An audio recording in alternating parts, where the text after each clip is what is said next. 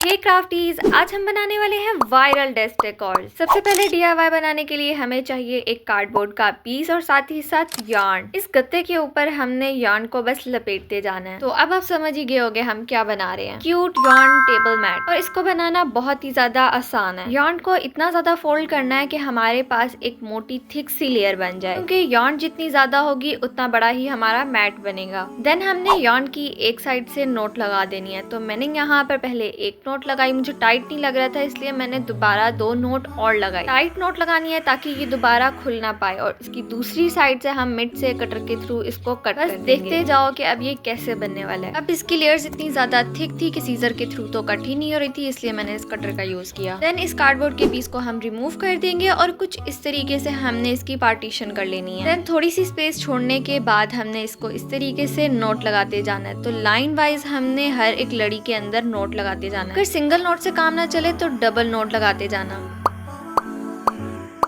First layer complete करने के बाद देन दोबारा से हमने इसकी इस तरीके से पार्टीशन करनी है और दूसरी साइड पर हमने इसको नोट लगा देना है।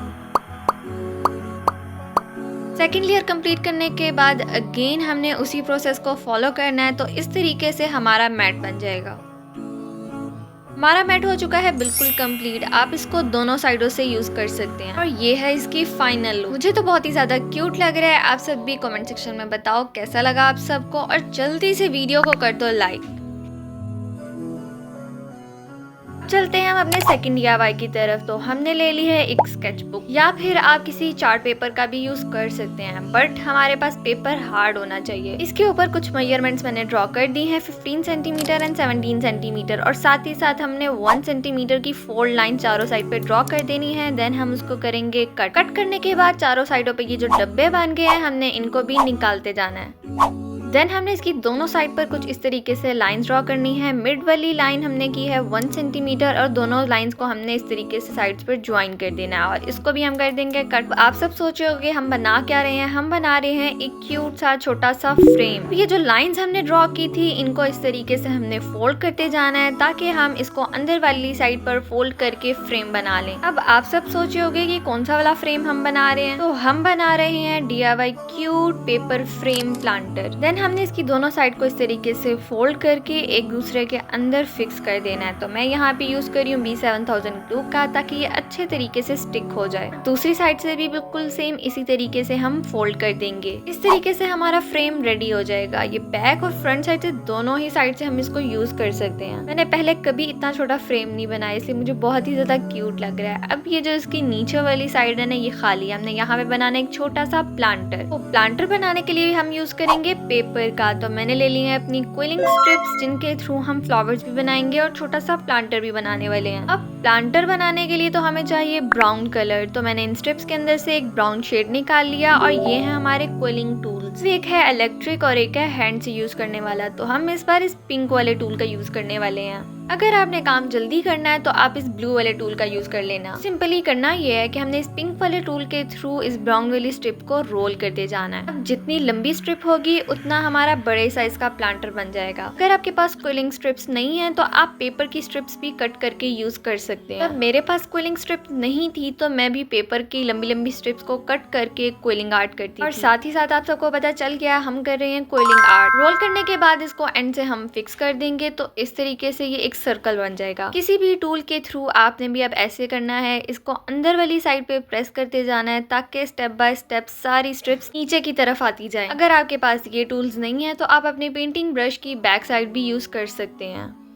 इस तरह से हमारा एक क्यूट सा प्लांटर रेडी हो जाएगा। एंड हमें चाहिए एक रेड कलर की स्ट्रिप और हमने उसको हाफ कट कर लेना है और फिर उसको रोल करते जाना है, जिस तरीके से हमने ब्राउन वाली स्ट्रिप को बिल्कुल रोल किया था।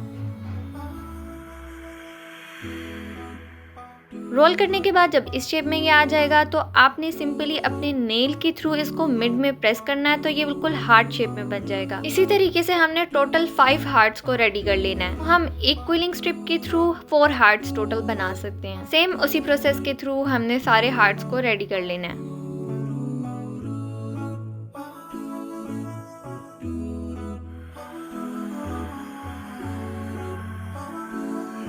सी गाइस कितने क्यूट लग रहे हैं ये। देन हमने लेनी है ग्रीन कलर की स्ट्रिप्स और उनको भी फोल्ड कर कर हमने इसके मिड में हार्ट को अटैच कर देना है।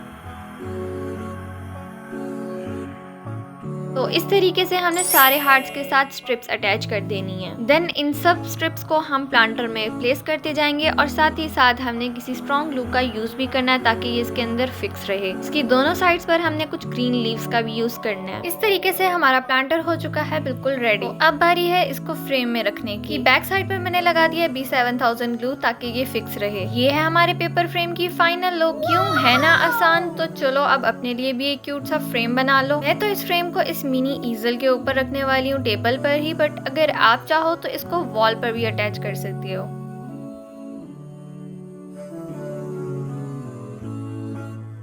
ये है हमारा थर्ड DIY जिसमें मेरे पास थी एक ट्रांसपेरेंट बॉटल और साथ ही साथ मेरे पास पड़ी हुई थी ये वाली डंडियां जो कि मैंने ऑरेंज खाने के बाद ऊपर से उतार के अपने पास संभाल के रखी। दोनों ही चीजें आपको कहीं से भी इजीली मिल जाएंगी। वही मैं सोच ही रही थी कि इसके थ्रू हम क्या बनाए, तो मैंने पिंटरेस्ट पे देखी ये वाली इमेजेस, तो चलो बनाते हैं। सबसे पहले हमने इन सब को बॉटल के अंदर फिक्स कर देना है। फिक्स करने के लिए आप किसी भी ग्लू का यूज कर सकते हैं या फिर किसी भी थ्रेड का। देन मैंने ले ली है अपनी ये हार्ट शेप वाली पंच मशीन और साथ ही ऑफ व्हाइट कलर का पेपर जिसके थ्रू हम काफी सारे हार्ट्स कट कर लेंगे। जैसे ट्री के ऊपर पत्ते लगे होते हैं, इस तरह हम अपने वाले ट्री के ऊपर हार्ट्स लगाने वाले हैं ऑफ व्हाइट कलर में और बेबी पिंक कलर में। तब तक मैं इसको कंप्लीट कर रही हूँ, तब तक कर लेते हैं हम कुछ जरूरी बातें। आपने अभी तक मेरे चैनल को सब्सक्राइब नहीं किया तो जल्दी से कर लो। किस बात का इंतजार, ताकि हमारे जल्दी से कंप्लीट हो जाए 4K सब्सक्राइबर। अब बारी है shout out. Craft collection by Subhania, TGM arts और लास्ट में है माई क्राफ्ट एडवेंचर। अगर आप चाहते हैं कि मैं आपके चैनल का भी शाउट आउट दूं तो फटाफट से कमेंट सेक्शन में अपना चैनल का नेम लिख दो। जिन चैनल्स को मैंने मेंशन किया है जरूर आप उनके चैनल को विजिट करना, लाइक शेयर सब्सक्राइब मस्ट। यहाँ पे मैं रैंडम हार्ट्स को फिक्स करती जा रही थी B7000 ग्लू के थ्रू ताकि ये अच्छे से फिक्स हो जाए।